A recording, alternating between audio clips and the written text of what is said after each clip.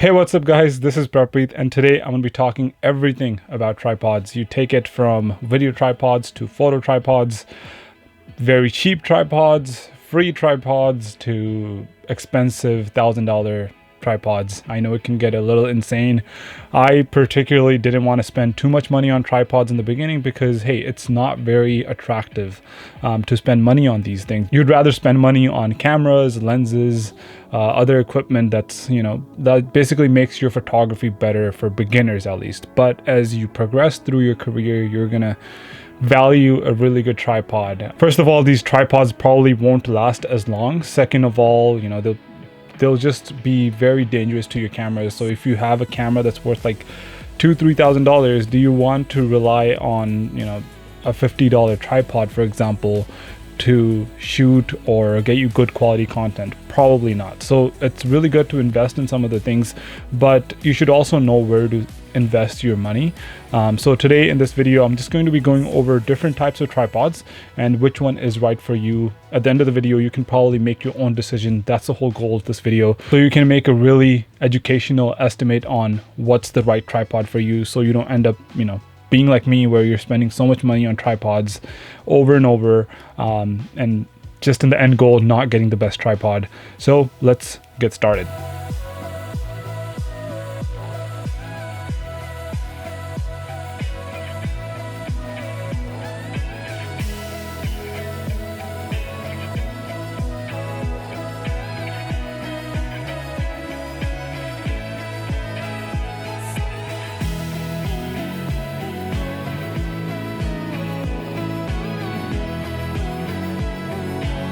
So first off, let's start with the least expensive tripods. You can probably find one of these cheap tripods anywhere at Best Buy, Amazon. Amazon Basics probably has a really cheap tripod, but the catch here is they're very cheap.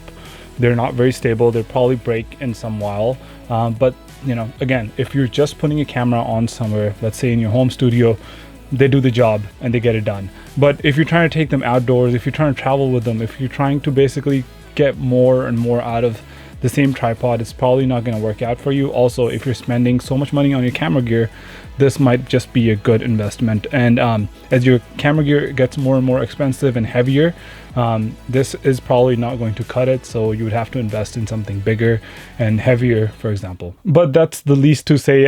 If you really are starting and you don't have anything else, me including, I have actually used a bunch of different kinds of hacks to just get the right photo or the video. Sometimes you just don't have the tripod on you, for example, and you really want the shot, so you put it on the floor, you put books underneath it, you have boxes, you do all sorts of things just to make sure that you have the right shot. So next I'm going to talk about these tripods, which are technically tripods.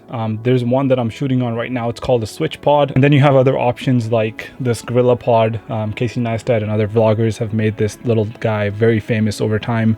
So basically what this does is it would be spread even out and it can get you the shot, and also you can wrap this around a tree or some railings or whatever you want, and then or you can basically fold it this way and you would have a vlogging setup or whatever you want to call it. So that's just ultimately how it works. And then you could have the switch pod basically serving the same purpose, same community of vloggers out there.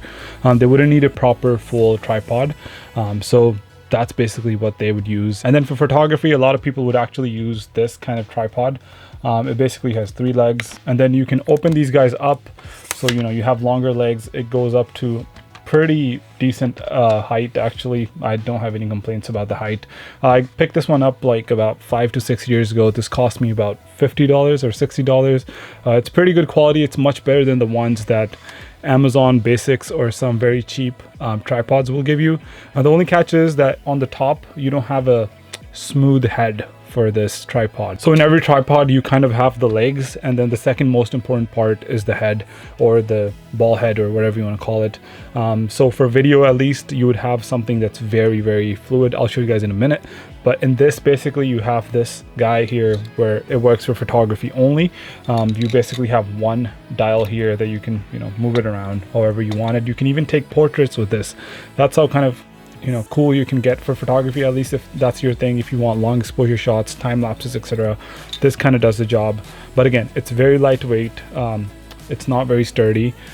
So you'd And then it also has like a hook underneath it, so if you want, you can like hang your backpack or some weight into it, and then basically give you a heavier tripod with less to carry. So I really like this tripod, but again, it just takes a lot of space in my backpack. And as you guys can see, video tripods again are another speciality of this whole thing. I have this one tripod, as you can see, it's freaking enormous, it's huge. But again, it has a fluid head at the top. So basically what's different about this than a photography tripod would be the head on the top would be very fluid. You'd be able to rotate it, pan, tilt, very fluid.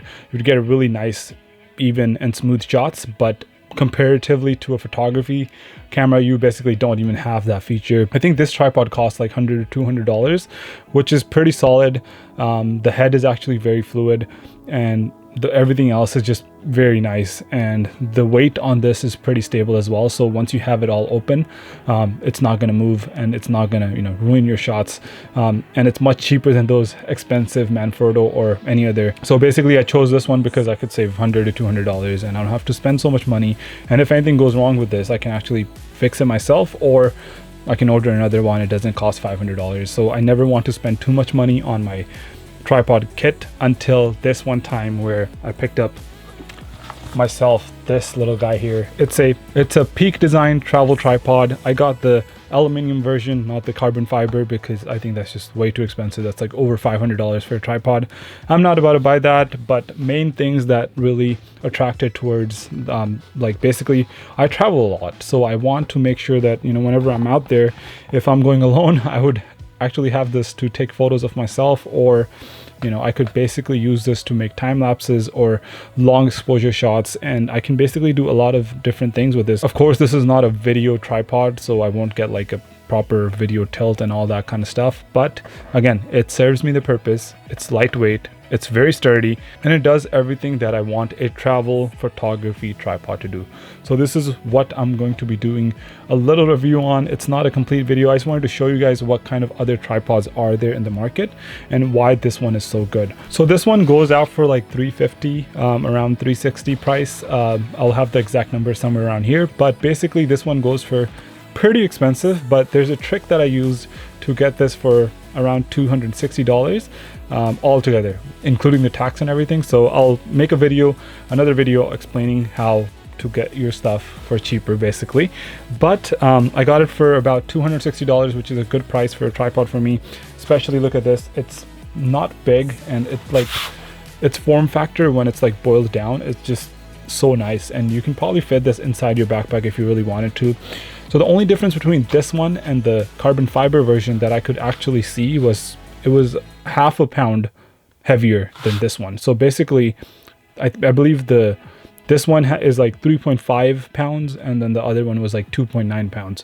So again, 0.7 or 0.6 pounds is not a big difference for me. Not a big difference at all for me to spend $250 or something extra.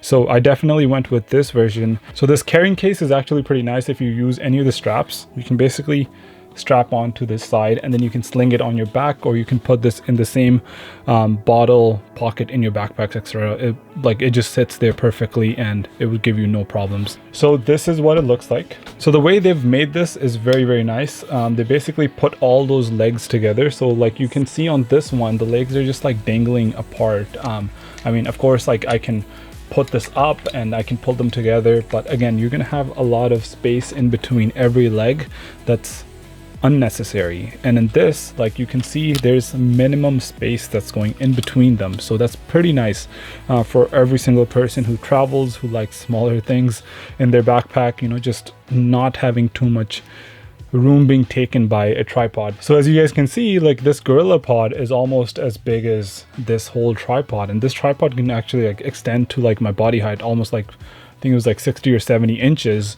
which is incredible. But this GorillaPod, it can't really do much. And the same thing that goes with the SwitchPod.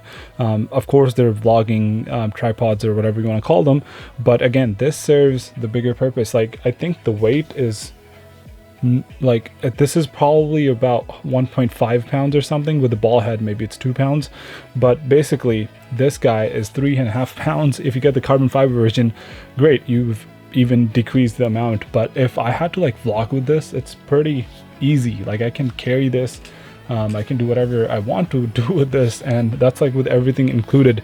So it has a little space for your hex keys, and then it basically has, you know, you can go low to the ground, you can extend this to be super long, and it's just everything is very nice. You can get portrait shots with this, and you have like your proper locks. The UI is just amazing. But the best thing of all, this guy just folds down to a really small size.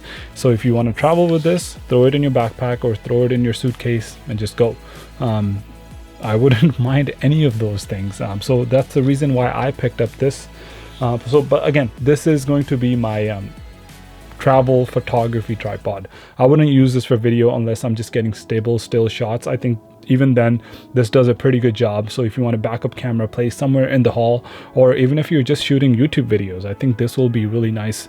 I don't actually have to put my switch pod here on top of a desk anymore. I can basically have this being seated anywhere around in the room, and it won't even take that much space. Like look, I can just open this up and I can have a small tripod, or I can extend these and I can have basically a huge tripod here. That's the highest length. And then if I want my length to even be higher, let me fold this up. And then if you want the height to be even higher, you can open up this dial here and basically take it up top. I think that gives you like another foot of height. So that's, you know, again, awesome, because you can get really creative with this stuff. And then, you know, you can basically use this ball head. So the dial on the bottom, it allows you to move around, and then once you tighten it, it basically stays still and doesn't move. But if you have this bottom dial unlocked, you can basically move it anywhere. You can even get to this spot where you can take a portrait shot, which is very, very awesome. And then once you back up, you basically lock it, and then you have your little plate that you would use on any of your straps, or basically the belt clamp. I have one of those from Peak Design as well, so that works as well. And then they have another locking mechanism so that your plate doesn't actually come out. So I think this is a very, very good tripod to pick up. You can probably watch more detailed videos about this one tripod, but that's basically all I wanted to talk about in this video. We just go over different types of tripods that I have used over time, so you can pick what's the right kind of tripod for you. I'll be making a video about light stands in the future, just like this, so you can decide which light stand actually works for you. But yeah, that's primarily all my goal was in this video, so you can decide on your own which tripod actually makes sense for you. I've basically picked up a lot of tripods. I probably threw away a lot of my cheaper tripods that I got back in the day, from Fry's or Best Buy, etc. But I remember one for sure. There was, I think it was $25 or something, and it actually broke in between a shoot. I was trying to extend the arm up so I could take more like higher shots of something, and it just completely fell apart and it broke, and I basically had to put it on a box to shoot that day. So worst come to worst, you can probably do some DIY hacks where, you know, you put boxes or books or something underneath to get the right shot. But again, you want to rely on your tripods, because think about it, your $2,000, $3,000 camera with a lens, it's going to be sitting on a $25 or $50 tripod. That doesn't make any sense. But this guy here, I know it's kind of on the expensive end. This is probably the most expensive tripod that I've got from Peak Design. But again, if you want to learn about how to save some money in photography when you're buying gear, I'll drop a video soon, so hit that notification ring button thing, ring bell thing, and basically subscribe to the channel if you haven't. But if you like this video, please make sure to like, share, and subscribe. And that'll be all for today's video. I'll see you guys in the next one. Peace out.